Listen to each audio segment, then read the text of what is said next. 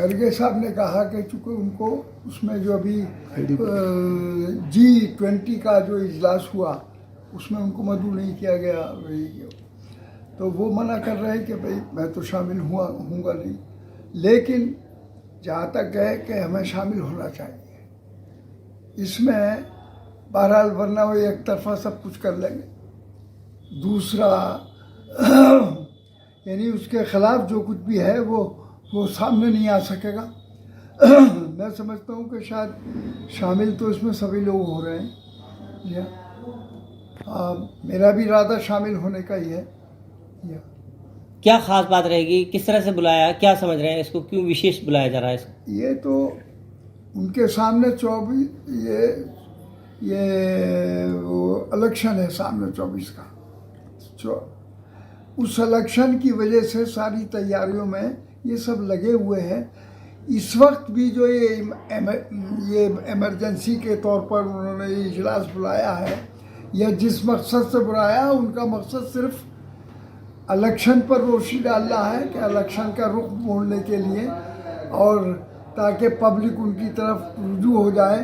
तो ये सारी बातें की जा रही हैं, लेकिन इससे मैं समझता हूँ इससे फ़ायदा उन्हें होने वाला है नहीं। सांसद जी, पास होने की जो है बात करी जा रही है कि 4 बिलों पर जो है चर्चा जो हो सकती है, जिसमें एक प्रेस रजिस्ट्रेशन है और एडवोकेट है, लेकिन एक माना यह जा रहा है कि एंड टाइम पर, सत्र के एंड टाइम पर जो है सरकार कुछ ना कुछ जो है दूसरी चीज़ों को जो उसमें इंसर्ट करके जो है सामने ला सकती है।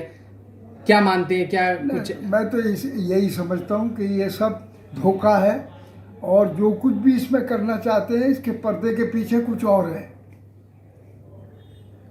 ऐसी कौन सी चीज़ें आपको जो है आशंकाएं जाहिर हो रही हैं जो कि ये कर सकती है गवर्नमेंट जो है इन चीज़ों को? अब ये अपना इससे माहौल बनाना चाहते हैं, अपना इलेक्शन का माहौल बनाना चाहते हैं, और हालात को अपने साजगार बनाना चाहते हैं। चूँकि हालात ख़राब है, अपोजिशन एक जगह इकट्ठा हो चुका है, और इसमें ये कहना कि मायावती और ये क्या नाम है इनका, उवैसी साहब है, अगर वो इसमें शामिल नहीं हो रहे किसी वजह से, ये तो वो जाने क्यों नहीं हो रहे। लेकिन जहाँ तक संगठन का ताल्लुक है, संगठन में बहुत मजबूती आई है, और जो उसका आपस में गठजोड़ हुआ है, जो उसमें इंडिया पार्टी का नाम रखा है, इससे तो बीजेपी खुद ही घबराई हुई है, समझ गए।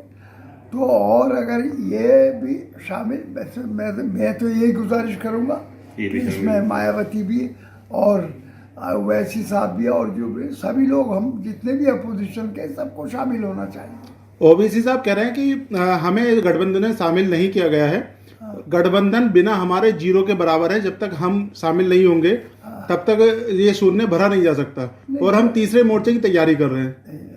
ये तीसरे मोर्चे की तैयारी करने के समय थोड़ा बहुत नुकसान हो सकता है, लेकिन इससे फ़ायदा नहीं होगा। अगर वो ऐसा करेंगे तो मेरी राय ये है कि उनसे भी गुजारिश है कि वो भी इसमें ही यानी काम करें, इसी को मजबूत बनाएं। बीजेपी जो गठजोड़ बन चुका है अपोजिशन का, तभी फ़ायदा हमें और आपको, उन्हें भी, सबको जब फ़ायदा पहुँचेगा। ओबीसी साहब का ये भी कहना है कि केवल तेलंगाना एक ऐसा राज्य है जहां पर मुस्लिम बच्चों को कक्षा 6 से 12 तक के बच्चों को फ्री शिक्षा दी जाती है। इसके अलावा कोई भी ऐसा कांग्रेस का राज्य नहीं है जहां पर उनकी सरकार और शिक्षा मुक्त हो। अब ये तो देखिए, जब आदमी किसी में शामिल नहीं होता, मुखालिफ होता है, तो सारी बातें कहता है वो, समझिए। लेकिन ऐसा नहीं है, इस वक्त जज्बा हमारा दूसरा है, हमारा मुत्तहिद होना, संगठित होना, और सारी पार्टियों को मिलाकर अपोजिशन को एक ग्रुप बनाना।